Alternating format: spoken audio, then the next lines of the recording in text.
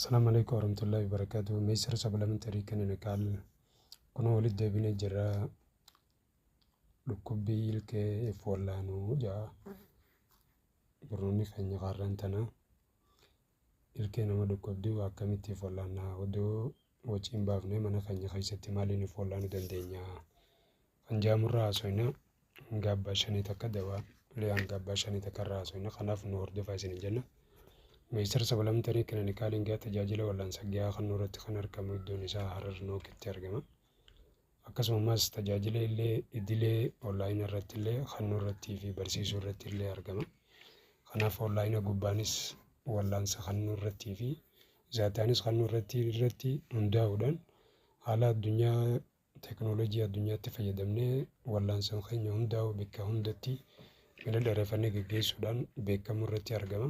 Kanaaf dhibee kamirraa'uu gaafii qabdanii fi yaada qabdan nuuf dhiyeessitanii nu qunnamtanii wallaansa isii fudhachuu dandeessan kaanis asirraa barattanii follaanuu dandeessanii jechuudha. Har'a adiraashaan keenya teessoon keenya Harar Nookitti argamna.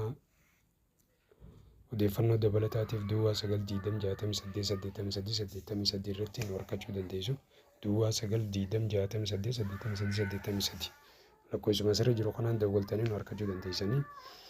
Kanaaf amma ilkee akkaataa itti follaan irratti haa deebinu.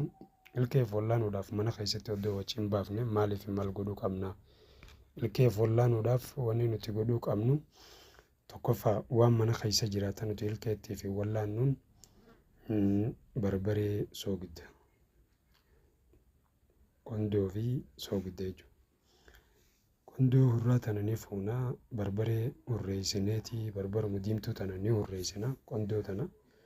Qondoo hurraa tana fuuneeti maankaa xiqqaa tokko fuunee soogiddaas hurreessinee maankaa xiqqaa tokko fuunee akkasitti bishaan xiqqashoo irra dhabgoonee walitti jiifnee bikkee ilkee nu dhukkubdu san ilkee duraa ta'a ilkee jalaa ta'a akkasitti bikkee ilkee nu dhukkubdu san irra keenyee akkasitti irra qabneetti dhiifnaa jechuudha daqiiqaa muraasaaf.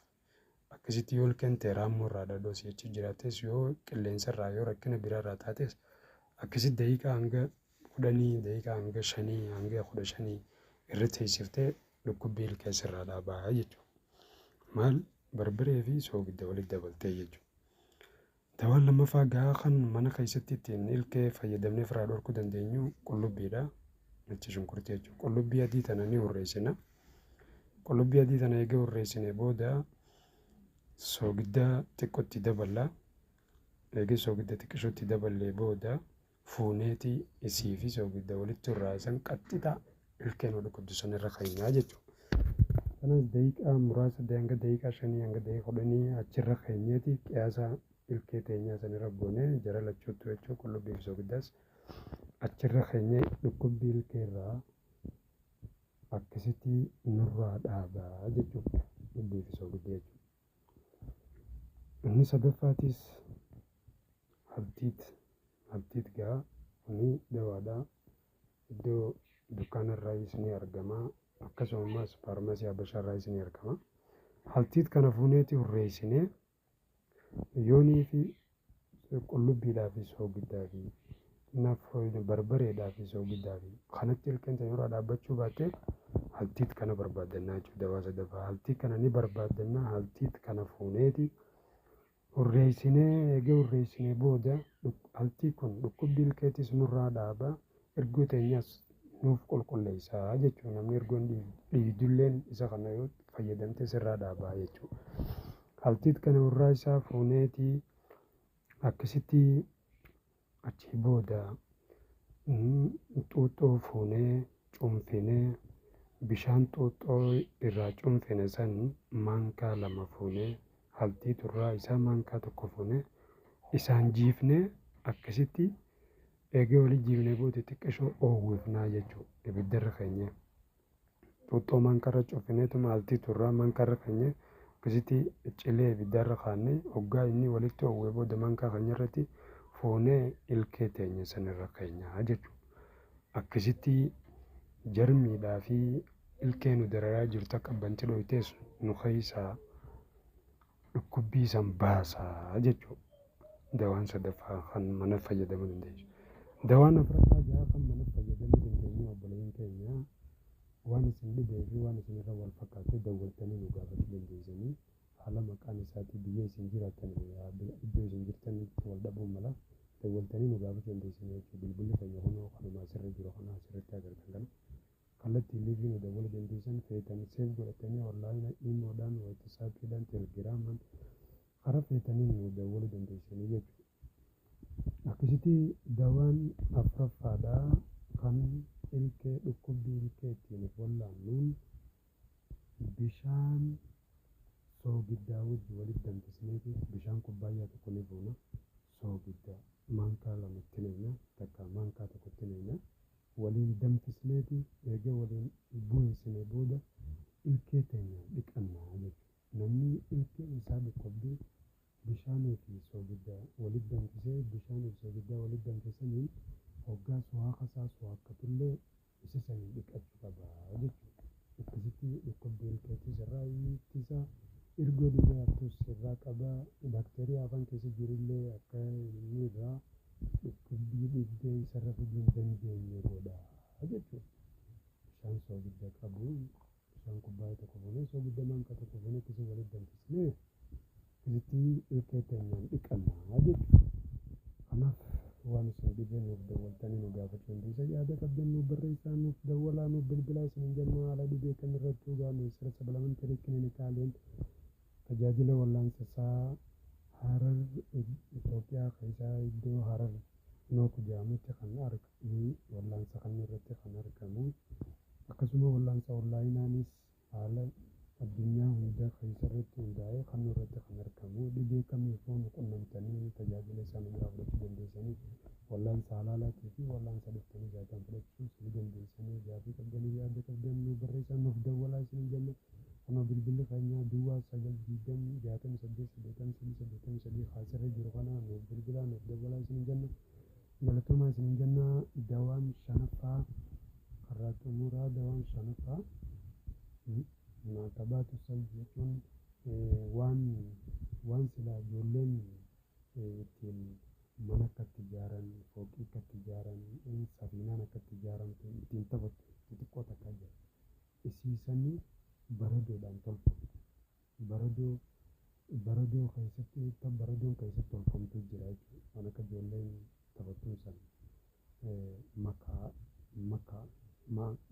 makaabaati jedhamti afaan Arabaati. Makaabaati jedhamti. Akkasitti waan daa'imman ittiin leenji'an jechuudha xixiqqinoodha kan. Baradoodhaanis ni tolfamti.